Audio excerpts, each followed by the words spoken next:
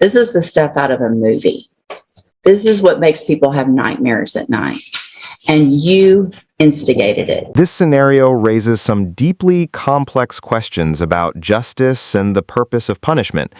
On one hand, there's the need to protect society from violent crimes and to ensure that consequences are commensurate with the harm caused. Breaking into someone's home while carrying a weapon is a serious offense that can cause immense fear and trauma for the victims. On the other hand, there are concerns about the severity of a life in prison sentence, its cost to society, and the potential for rehabilitation and redemption. Some argue that long sentences are inhumane and ultimately ineffective at preventing future crime. Others believe that the severity of the crime justifies the most severe punishment. There's no easy answer, and the decision in such a case requires careful consideration of all factors. What are your thoughts on the balance between punishment and rehabilitation in cases like this? Devin McGee, cause number 38631. Your Honor, I'll wait for my client, but he's informed me that he wants to withdraw his plea. Yeah, I already know that. All right, sir, you Devin McGee? And Mr. McGee was previously in court, entered a plea of guilty to the first-degree felony offense of burglary of a habitation with the intent to commit aggravated assault. And that was the agreement was for a cap of 30 years in the institutional division of the Texas Department of Corrections. I have received a pre-sentence report. Has everyone had an opportunity to review that report? Yes, Your Honor. I have.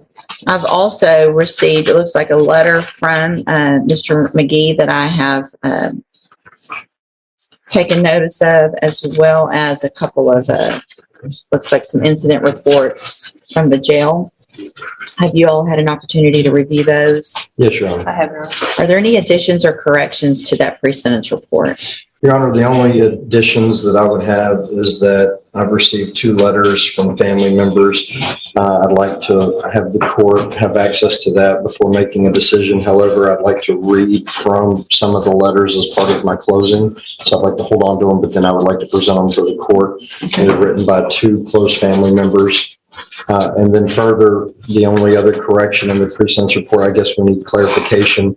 While the defendant was previously in court and pled guilty, he's informed me this morning that he wishes to withdraw his plea. I let him know that that was up to the court. That's not up to me. So, Mr. McGee, when you were here before, you were sworn in by the clerk and asked you some very specific questions about your plea and whether or not you were doing it freely and voluntarily, whether or not you did it because you actually did what they charged you with. Obviously, you know that I sat through the trial of your brother, so I've seen all of the evidence against you that would be presented at trial. The videos, all of the things. And so I guess I'm not inclined to let you withdraw your plea. I want to know, though, quickly why you think you want to. I want to withdraw my plea because I was informed. Well, I found out that I can't get probation on this, and I thought I could. And that's not correct, Your Honor. He is eligible for probation. You are eligible for probation. So, Affirmative finding of a weapon, I couldn't get it. What? Affirmative finding of a weapon, I couldn't get it. If I make that finding, I can give you anything right now from a deferred probation up to 30 years in prison. That's the range of punishment. So you are eligible for probation. That is an option that I have. So that's whoever has told you that, you're misinformed. That is an option. All right. So I am not going to allow you to withdraw your plea. We're going to go forward with sentencing. Mr. Nix, you may proceed. thank you, Your Honor. Your Honor, in reviewing the PSI, obviously the court's seen some of the evidence. It's not good evidence. But the one thing that I think needs to go in Mr. McGee's favor, obviously, is that he did take responsibility. He did plead. Obviously, he's gotten some bad legal information in the jail since we were last here in court. But that shouldn't change the fact that Mr. McGee has had no criminal history other than some traffic citations and a few failures to appear on those traffic citations before this. He's never been in our system. He's never been on probation before. Never been sentenced to prison before because he has no criminal history. Mr. McGee did not live the same life that many of us have lived. One of the letters that I received from a close friend, they've known Devin since 2017, so approximately 6 years. Not only did they speak very highly about how Devin would typically put himself before others, and he had a very rough childhood, his mother passed away in front of him at the age of 27. They had no father figure. They were tossed and moved around with their 3 aunts from 2007 to 2017. They both suffered physical, mental, and verbal abuse from 2 of their aunts. Mr. McGee also has a 3-year-old child. He's never really stood much of a chance. He's never had a positive male figure in his life. And that's not my words. Those are the words of close friends and family members that have kind of written on his behalf. They were completely shocked and said that this was out of character for him to partake in this crime. They believed that he was following his brother. They said that this is not who Devin is. Based on the details you've shared, it sounds like the court is currently considering the request to withdraw the plea. The judge will likely take into account the arguments from the defense, including the defendant's background and personal circumstances, as well as the nature of the crime and the impact it had. Ultimately, the decision of how much time to impose rests solely with the judge after considering all relevant factors in accordance with legal guidelines. It's difficult to predict the specific sentence, as courtroom decisions are complex and depend on many variables. Do you have any other questions about the process? Obviously, the court has just what it has in front of them, which is the evidence from that case. And if you just look at the evidence in that case, obviously it's going to give you pause because of the nature of, and the violence that took place in the offense. While my client understands the law of parties and he knows that he's just as responsible for whatever his brother did that day, I will say that he was not the aggressor or the main aggressor in the situation. The crime that they committed was despicable, and he would agree with that. He thought that he was going over there to retrieve stolen property. He did not know that his brother was going to start shooting. And in visiting with Mr. McGee, I believe he was also a little afraid and didn't know what to do in the situation once it started going further and beyond what he thought it was going to be. Further, Mr. McGee has told me that he has found religion. He has, one of his write-ups has been because they did not warn the jailer when they were going to pray. So that was one of the write-ups that he had. He also had a jumper malfunction with his buttons. But he says that his newfound religion has given him discipline and peace in his life. He has a son now.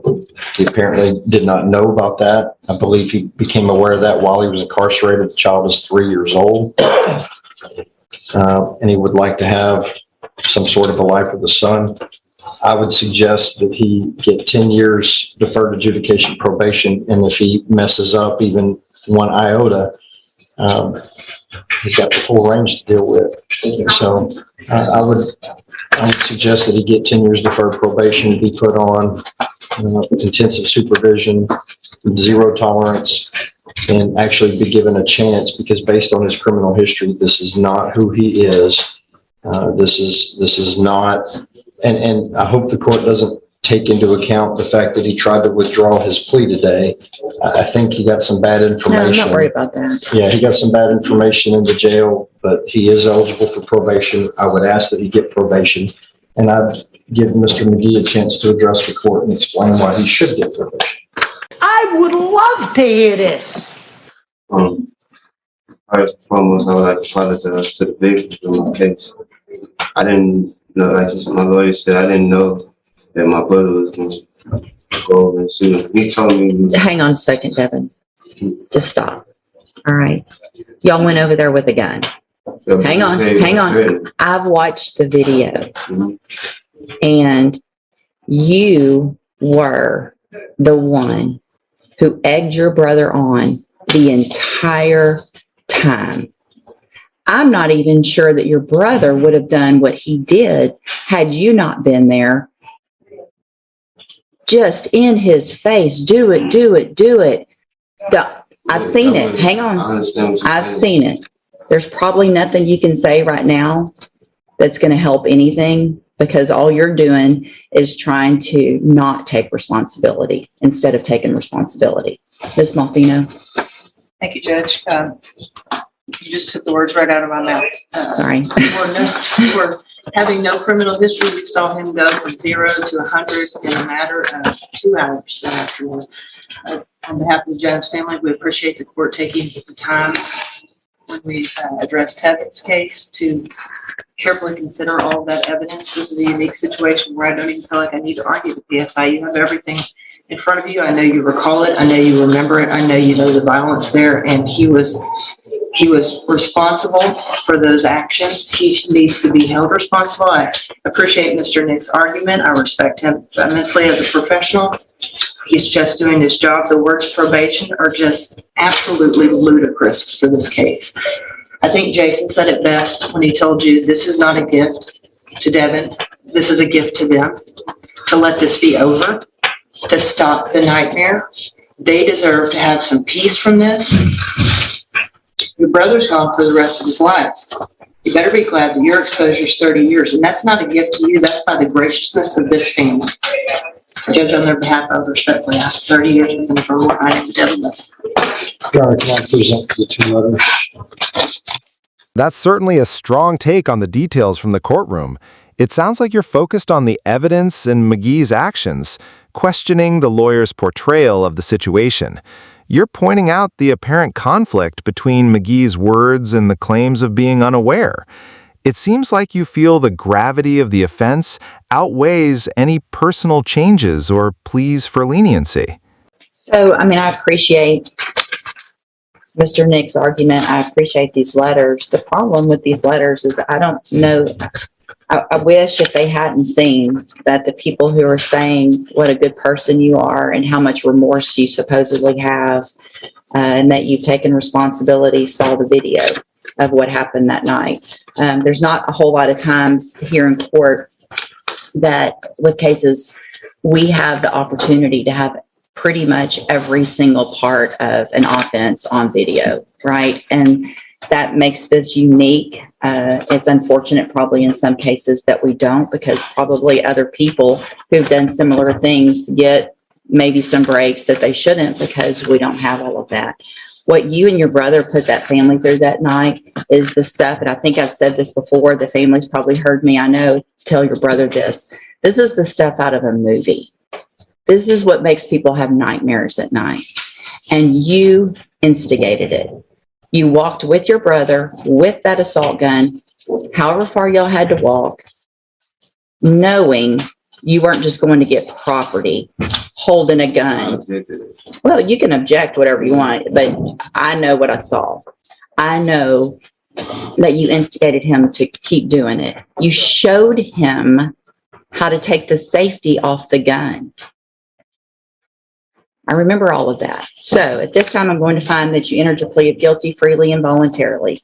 I'm going to find sufficient evidence to find you guilty. And at this time, I'm going to find you guilty of burglary of a habitation with intent to commit aggravated assault. I'm going to sentence you to a term of 30 years in the institutional division of the Texas Department of Corrections. I am making an affirmative finding of a deadly weapon. You will receive credit on that sentence for any time that you've been in custody that the law gives you the right to receive. I'm handing you the trial court certification, Mr. Nix, that shows this was an agreement, so you have waived any right to appeal. You've also been handed a written admonishment regarding your ineligibility to possess a firearm or ammunition. You should thank Mr. Nix. He did an excellent job for you, limiting your exposure, and on behalf of the family, to give you that opportunity to have it limited at 30 years. You're very lucky, and I hope you take advantage of this. When you get out, you're still going to be young and have an opportunity to live a life, and you can choose. I hope you really have found religion and that you keep that, and that when you get out, you prove yourself that you're not that type of person. All right, good luck to you. You can go back with the bailiff. Yes, Would hang allow on. to have a short- Absolutely, hang on. Can y'all, clear the table so he can have a seat? They're gonna do a victim impact statement. Devin McGee, October the 8th, 2021 is a date that me, and my family will never forget. You and your brother attempted to kill my husband, Jason. You and your brother tried to kill our innocent little dog as you entered our house. Prior to entering the home, the same very home that Jason and I built for our family, that we raised our family in, raised our children in, and it also became the home of our grandson, your nephew. You both taunted us for what felt like a lifetime. I will never forget the sounds of bullets spraying through our home. I will never forget the visual of seeing my love, my soulmate, my husband, the father of my children, the grandfather of my grandchildren, slumped down in a bathtub filled with blood,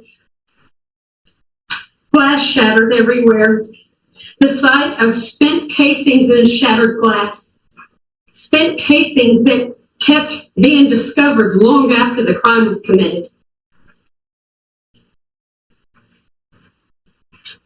You two had one goal in mind that night, and you both know that is correct. The goal that you both had was to kill every one of us in the home that night. And I'm here to tell you, look at me. I'm here to tell you failed. You are worthless. We have a very small fraction of our many supporters that are here today to see justice through, that we're here to see justice through on your brother as well. Our lives are forever changed. They'll never be the same. But one thing that we can take stride in and knowing and going forward in is that justice is served. Justice is never fully served to the victims, as this is something that we have to go forward with ourselves and deal with on our own behalf. There's nothing that no one can fix.